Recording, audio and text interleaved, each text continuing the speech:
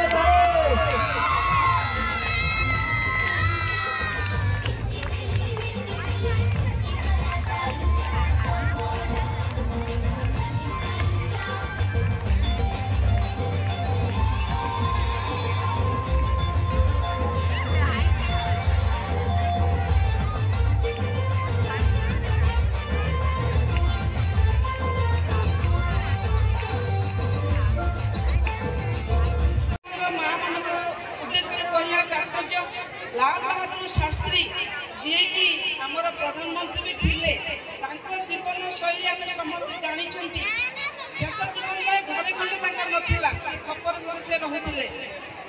माँ रामदुलारी संस्कार भद्रक हेमंत सिंह रिपोर्ट प्रयाग खबर। यात्रा नाट्य तमसा देखा पैसा नथिला से बहुत स्वाभिमानी थिले। नई पहरिकी घाटिया को पैसा देवा नहीं, नई पहरिकी से पारिकी पड़े गले। लाल बहादुर शास्त्री उत्तर प्रदेश वाराणसी जन्मग्रहण करते। कहर तात्पर्य पुओ रेल मंत्री भी थिले, रेलवे मंत्री तो थिले। सुचिस्मिता त्रिपाठी कादबरंगा शिशु विद्या मंदिर कार्यरत आचार्य मैडम आज एनुअल फंक्शन के सब गेस्ट अच्छा कौन कौन सब कार्यक्रम चली प्रथमतः प्रिय सार अच्छा संपादक सभापति आम प्रधान आचार्य समस्त उपस्थित अच्छा ये नाच गीत मो पाने प्रथम स्थान अधिकार करते आनुआल कोर्स आम विद्यालय जेकोसी मैंने वृत्ति परीक्षा हो जो मैंने प्रथम स्थान अधिकार करते सब प्रथम पुरस्कृत करम एत दिन वर्षक सारा जो परिश्रम यहाँ आज पिला देखुचु से बहुत एक्साइटेड हो पाने बहुत उत्साहित अच्छे से परफॉर्मेंस देवाई बहुत खुशी अच्छे खुशी चेष्टा भी कर बहुत खुशी भल सरस्वती